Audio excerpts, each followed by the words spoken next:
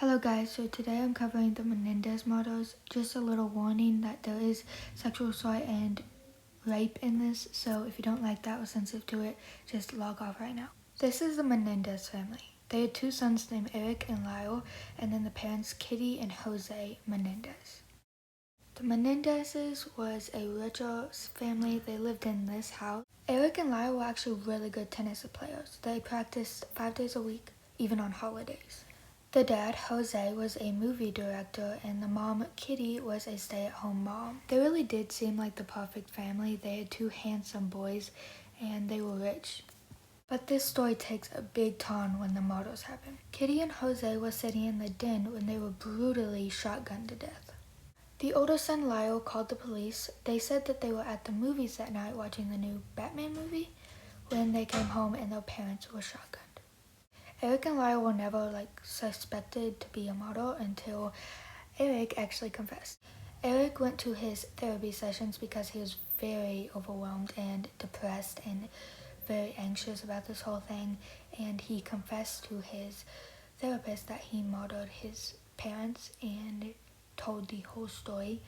But the plot was that the therapist's client and girlfriend was outside the door and called the police on Eric. Lyle was arrested. Eric was actually out of town for a tennis tournament, so he was found and arrested too. They were put into separate jails, and 5 years later, their trial happened.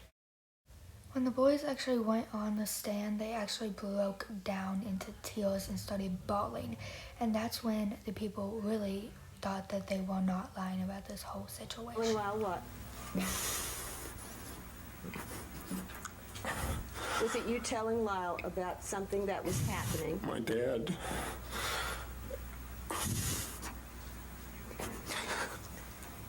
Okay. Oh, my dad.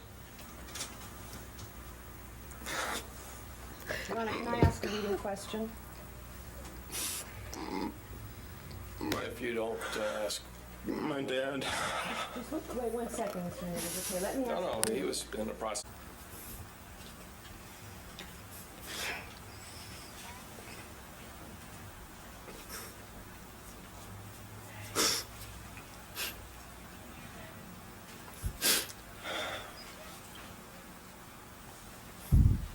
At some point, did he do some other things to you?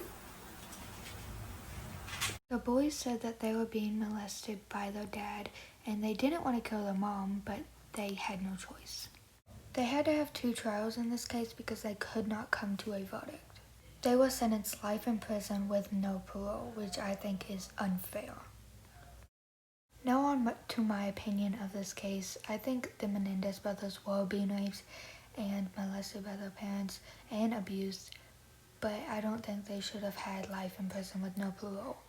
If this was a situation in 2020, they would have at least got 10 years in prison.